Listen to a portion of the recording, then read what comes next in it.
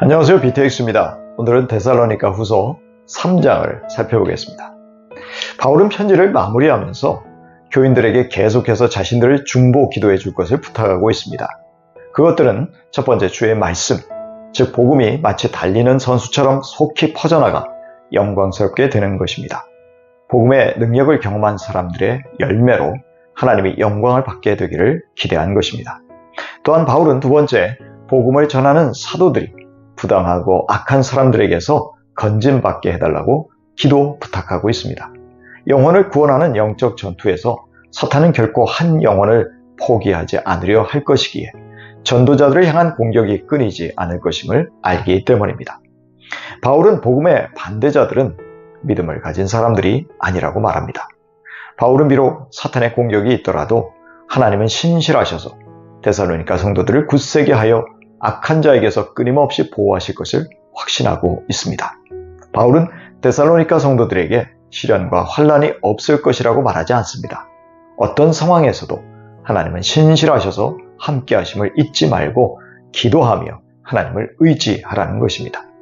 바울은 성도들이 하나님의 신실하심을 의지하지만 사람이 감당해야 할 책임은 여전히 남아있음을 상기시킵니다. 그래서 바울은 데살로니가 성도들이 자신의 가르침을 따라 시련과 박해를 잘 견뎌내라는 것입니다. 당시 성경이 없을 때이므로 성도들은 사도들의 가르침을 집중하여 경청하고 실행해야 했습니다. 바울은 주께서 성도들의 마음을 인도하여 하나님의 사랑과 그리스도의 인내를 닮아 실천하기를 기도하고 있습니다. 그러기 위해서는 성도들이 하나님의 사랑과 사랑의 최고의 표현인 그리스도의 인내를 깊이 묵상할 필요가 있었습니다. 그래서 바울은 성도들의 마음이 하나님께 늘 신실하게 향하기를 원하고 있습니다. 그 결과로 성도들은 환난 중에 낙심하거나 절망하지 않게 될 것입니다. 이어서 게으르게 행하고 사도들의 전통대로 행하지 않는 모든 형제에게서 떠나라고 강하게 명령합니다. 이 말은 무절제한 형제들과 친밀한 교제를 나누지 말고 지원을 끊으라는 뜻으로 보입니다. 이들은 아마도 주님이 곧 재림하실 것이라고 믿고 생업을 포기한 사람들이었을 것입니다. 어떤 이들은 일하는 것을 육적인 일로 간주하면서 땅의 보화를 쌓는 일이라며 짐짓, 영적인 일에 전념하겠다면서 일을 하지 않았을 것입니다. 그래서 바울은 이들이 교회만을 믿고 가족들을 돌보지 않았기 때문에 무절제한 사람들이라고 책망한 것입니다. 그러나 정작 바울과 그의 전도팀은 데살로니가에서 무질서하게 행하지 않았고 누구에게서든지 음식을 값없이 먹지 않았고 수고하며 애써 주야로 일했습니다. 이처럼 바울과 전도팀은 생업에 종사하면서 스스로 책임을 다하고 교회의 짐이 되지 않으려 하면서 교회가 본받아야 할 모범을 보이려고 하였습니다. 바울은 도움을 받을 권리를 다 포기하고 누구에게도 환대를 요청하거나 폐를 끼치지 않으므로 성도들의 본이 되고자 했습니다. 그리하여 복음의 메시지를 듣는 사람들에게 모범적인 메신저들이 되고자 한 것입니다. 그래서 바울은 일하기 싫어하고 게으르게 행하는 자들에게 일하기를 싫어하는 사람은 먹지도 말라고 명령하고 권면할 수 있었습니다. 일을 할 수 있는 능력이 있다면 그들은 다른 사람들에게 기대지 말고 스스로 돈을 벌어야 한다는 것입니다. 그러나 일을 할 수 없는 형편에 있는 사람에게까지 경솔하게 이 말씀을 적용할 수는 없을 것입니다. 그러나 바울의 권면에도 삶이 시정되지 않았던 것으로 보입니다. 바울은 여전히 무절제하게 살면서 일은 하지 않고 일을 만들기만 하는 사람들에게 조용히 일하여 자기 양식을 먹으라고 다시금 명령하고 권면하였습니다. 아마도 이들은 자기 일은 하지 않은 채 남는 시간에 다른 사람들의 일에 참견하거나 방해하였을 것입니다. 그래서 이들은 교회에도 많은 부담을 지웠을 것이고 바울은 형제들의 신세를 지면서 교회에 짐을 지우는 것은 영적인 삶과 거리가 멀다는 것을 분명히 한 것입니다.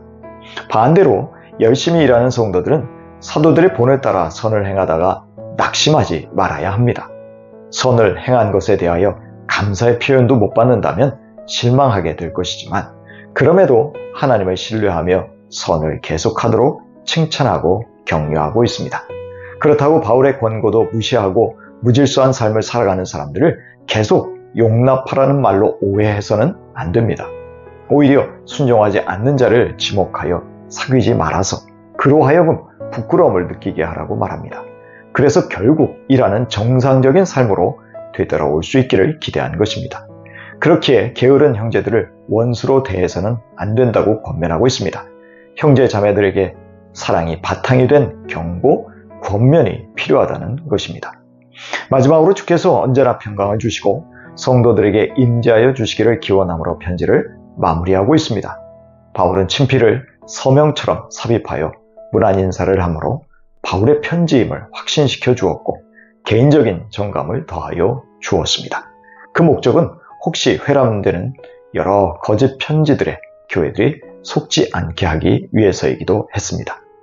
데살로니가 후서 3장 6절 이하입니다. 형제자매 여러분, 우리는 우리 주 예수 그리스도의 이름으로 여러분에게 명령합니다.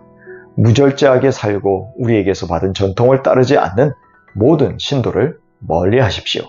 이런 사람들에게 우리는 주 예수 그리스도 안에서 명하며 또 권면합니다.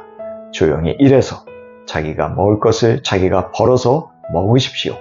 형제 자매 여러분, 선한 일을 하다가 낙심하지 마십시오. 누가 이 편지에 담긴 우리의 말에 복종하지 아니하거든 그 사람을 특별히 조심하여 그와 사귀지 마십시오. 그리하여 그로 하여금 부끄러움을 느끼게 하십시오. 그러나 그를 원수처럼 여기지 말고 형제 자매에게 하듯이 다 이르십시오.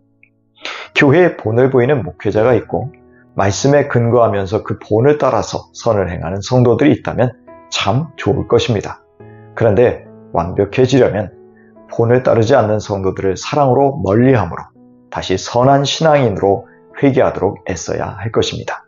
사랑으로 행하는 징계와 회개, 완벽한 교회의 필수 요소입니다.